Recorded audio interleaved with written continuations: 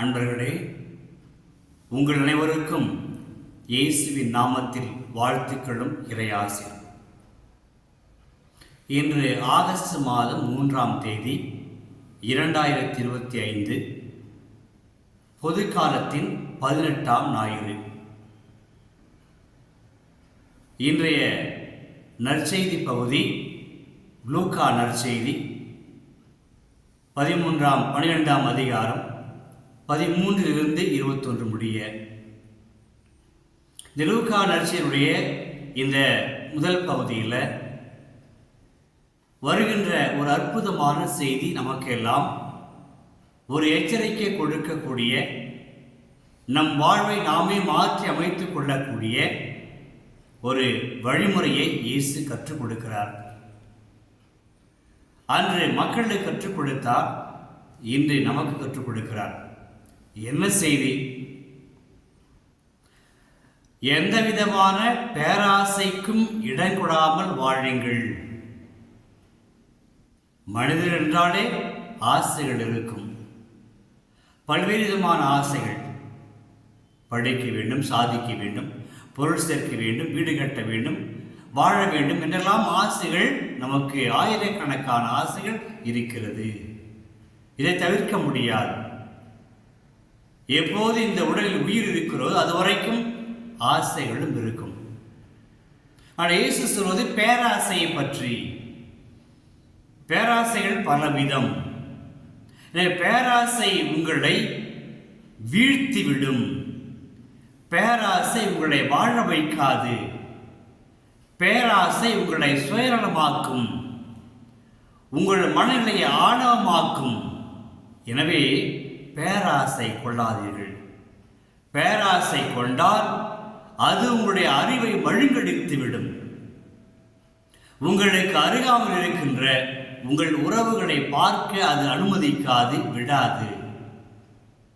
அப்ப அந்த பேராசை கொண்டிருக்கிற மக்கள் எப்படி இருப்பார்கள் என்றால், அவர்கள் எப்போதுமே தன்னை பற்றியே சிந்தித்துக் கொண்டிருப்பார்கள்.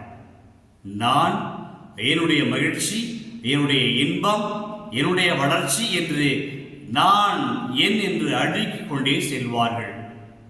அல்லும் பகலும் தன்னையே பற்றி நினைத்துக் கொண்டிருப்பவர்கள் தான் பேராசைக்காரர்கள். இந்த பேராசை இருக்கிற பொழுது அது வாழ்வில் நிம்மதியை கொடுக்காது.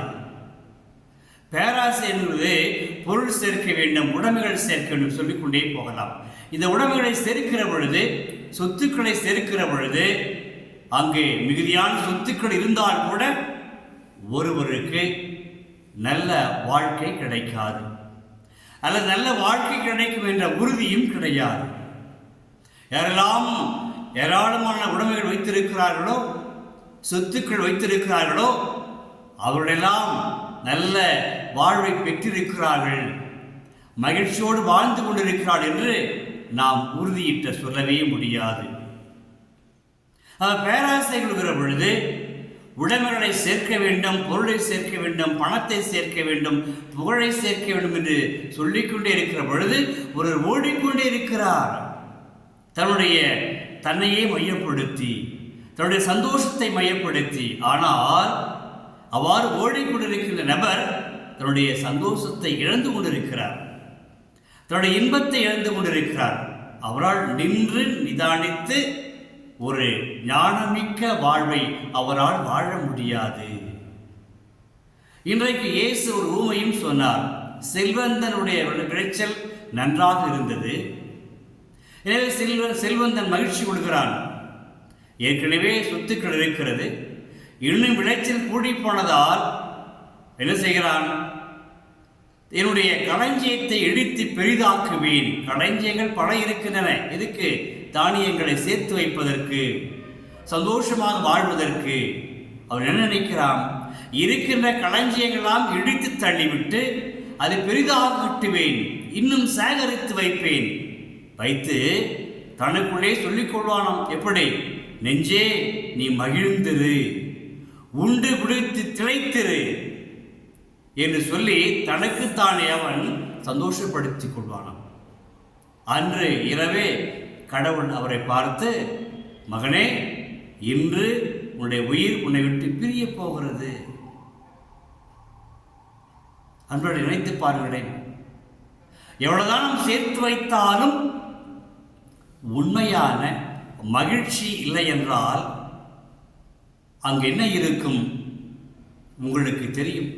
ஆதங்கமே இருக்கும், வெறுமை இருக்கும், அங்கலாய்ப்பு இருக்கும். இவ்வளவு சொத்துக்கள் உடைமைகள் இருந்தும் என்னால் மகிழ்ச்சியாக வாழ முடியவில்லையே என்ற ஏக்கம் இருக்கும். எனவே இந்த நிலையில் இருக்கிற பொழுது அவர்கள் மிகவும் உடைமைகள் வைத்திருந்தால் கூட மன அளவில் வறுமையில் வாழ்ந்து கொண்டிருப்பார்கள். அந்த நிலை உங்களுக்கு வேண்டாம்.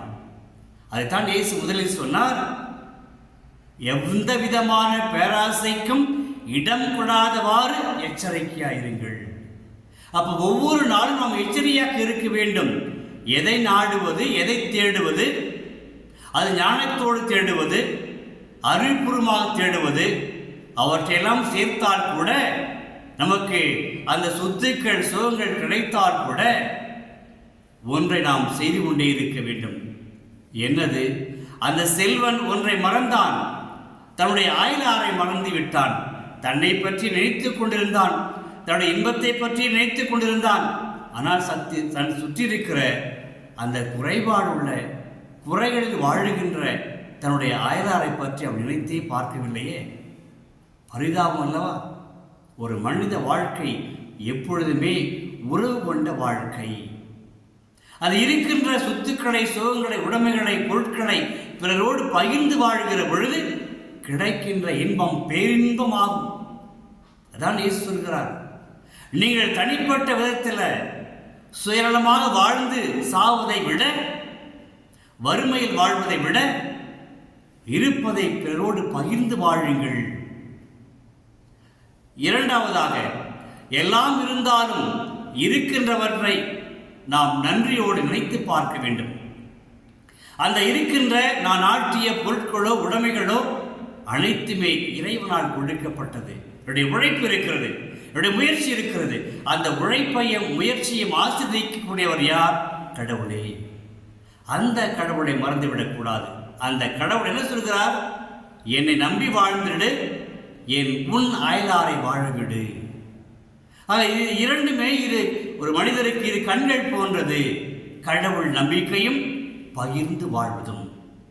எங்கு பகிர்ந்து வாழுகின்ற மனது இருக்கிறதோ அங்கு மகிழ்ச்சி இருக்கும், ஆனந்தம் இருக்கும், அங்கலாய்ப்பு இருக்காது, தனிமை இருக்காது, சுயநலம் இருக்காது. மாறாக உறவுகள் மலரும். எனவே இயேசு சொல்கிறார், எவ்வளவுதான் சொத்து வைத்திருந்தாலும் உடைமைகள் வைத்திருந்தாலும் அது மகிழ்ச்சிக்குரிய இடமாக இருக்க முடியாது. எனவே எச்சரிக்கையாக இருங்கள். என்னை நம்புங்கள், என் வார்த்தைகளை நம்புங்கள். என்னுடைய மக்களை, உன்னுடைய அயலாரையும் வாழ விடுங்கள், வாழ வையுங்கள். குறிப்பாக உங்கள் உறவுகளை வாழ வையுங்கள். மகிழ்ச்சி இரட்டிப்பாக்குங்கள். எப்படி? பகிர்ந்து வாழ்ந்து என்ற மாபெரும் செய்தியை இயேசு இன்று நமக்கு கொடுக்கிறார். செபிப்போமா? அன்பார்ந்த இயேசுவை உம்மை வாழ்த்துகிறோம், போற்றுகிறோம், ஆராதிக்கிறோம். இன்றைய நாளில் எங்களுடைய மனநிலையை சோதித்து பார்க்கக்கூடிய அற்புதமான செய்தியை கொடுக்கின்றீர். நீங்கள் கொடுப்பதையெல்லாம் நாங்கள் பெற்றுக் கொள்கிறோம். நாங்கள் பெற்ற அனைத்தையுமே உம்முடைய கொடைகளே. அந்த கொடைகளை பேராசை கொண்டு அடையாமல் நிதானத்தோடு பொருட்களை ஈட்டவும் சேர்க்கவும், அந்த பொருட்களை நாங்களும் பயன்படுத்தி பிறருக்கும் பகிர்ந்து கொடுத்து உறவுகளை வாழ வைக்கின்ற உண்மையான உமது அன்பு பிள்ளைகளாக வாழ எங்களுக்கு வரமளித்தருளும். ஆமேன். இவற்றை உம்மகன் இயேசு கிறிஸ்து வழியாக ஜெபிக்கிறோம் தந்தையே. ஆமேன், ஆமேன், ஆமேன். இறைவார்த்தை விதையாக